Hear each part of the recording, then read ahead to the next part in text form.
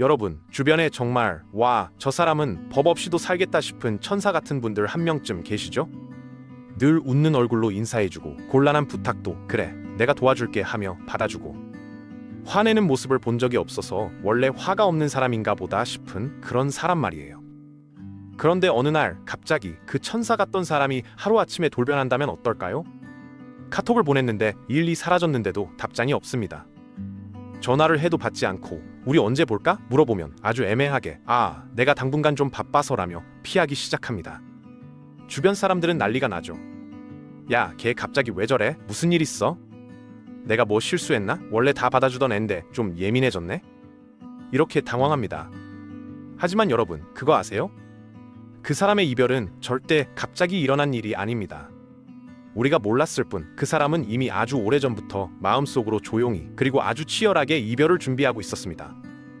오늘은 착했던 그 사람이 왜 갑자기 무서운 남이 되어버리는지, 그리고 왜 한 번 돌아서면 절대 다시는 돌아오지 않는지, 그 소름 돋는 심리 변화의 과정을 낱낱이 파헤쳐 보겠습니다.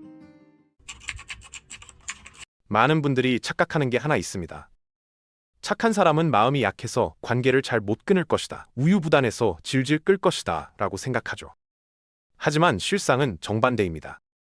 오히려 착한 사람일수록 관계를 정리할 때 누구보다 냉정하고 칼같이 움직입니다. 다만 그 타이밍이 남들과는 조금 다릅니다.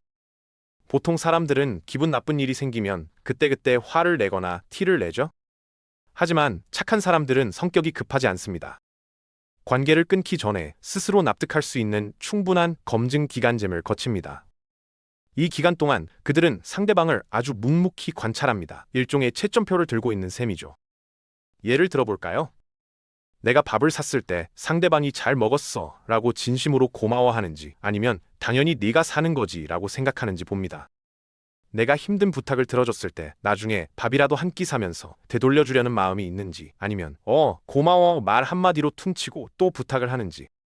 겉으로는 여전히 웃고 있고 친절하게 대해주니까 상대방은 꿈에도 모릅니다. 얘는 내가 이렇게 해도 다 받아주는구나, 편하다, 이렇게 착각하죠. 하지만 그 순간에도 착한 사람의 마음속에서는 데이터가 차곡차곡 쌓이고 있습니다. 마이너스 1점, 마이너스 5점, 이렇게 점수가 깎이고 있는 거죠. 이건 찌질한 게 아닙니다. 이 관계가 내 인생에서 계속 가져갈 만한 가치가 있는가? 이것을 판단하기 위해 기회를 주고 또 주는 과정인 겁니다. 그들은 섣불리 판단하지 않기 위해 최대한 인내심을 갖고 상대를 지켜보는 겁니다. 그렇게 관찰을 계속하다가 어느 순간 임계점을 넘는 사건이 발생합니다. 머릿속에서 경고음이 삐하고 울리는 순간이죠. 가장 흔한 케이스가 뭔지 아세요? 바로 내가 이 사람의 친구가 아니라 감정 쓰레기통이었구나 를 깨닫는 순간입니다. 아마 겪어보신 분들 많으실 거예요. 평소에는 연락 한 통 없다가 자기 남자친구랑 싸웠을 때, 직장 상사한테 깨졌을 때, 자기 힘들 때만 귀신같이 전화하는 친구들이 있습니다. 전화를 받으면 1시간, 2시간 동안 자기 하소연만 쏟아냅니다. 착한 사람들은 처음엔 다 들어줘요. 그래, 친구니까 힘들면 들어줘야지 하면서 공감해주고 위로해줍니다. 그런데 문제는 내가 힘들 때입니다. 내가 좀 힘든 일이 있어서 이야기하려고 하면 상대방은 딴청을 피우거나 야, 근데 나 바빠서 나중에 통화하자 라며 뚝 끊어버리죠. 이 패턴이 한두 번이 아니라 계속 반복되면 착한 사람은 뼈저리게 깨닫습니다.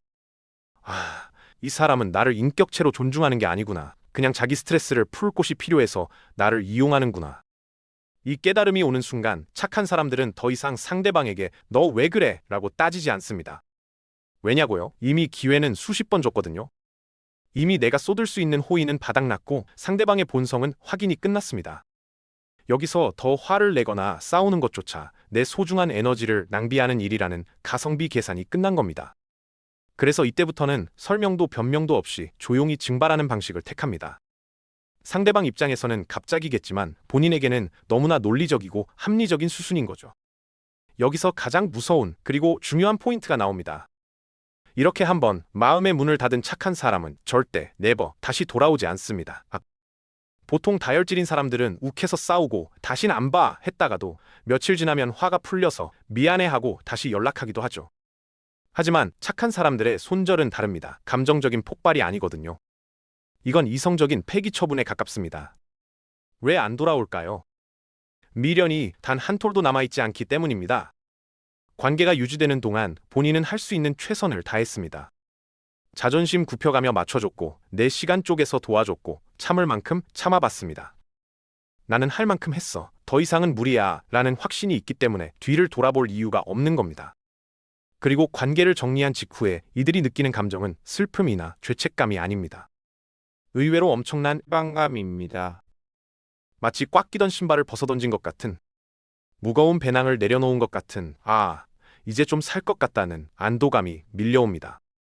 그동안 억지로 웃어주고 눈치 보고 감정 노동하느라 썼던 에너지가 이제 온전히 나에게로 돌아오는 그 쾌감. 그걸 맛보고 나면 다시 그 지옥 같은 관계 속으로 돌아갈 사람은 아무도 없습니다. 결국 착한 사람이 먼저 관계를 끊는다는 건 그 사람이 변했거나 나빠져서가 아닙니다.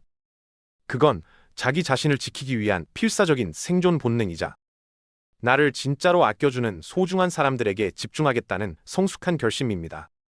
인생은 짧고 우리의 에너지는 한정되어 있잖아요. 나를 호구로 보는 사람들에게 쏟을 에너지를 아껴서 나를 보석처럼 여겨주는 사람들에게 쓰는 것, 그게 진짜 현명한 삶 아닐까요?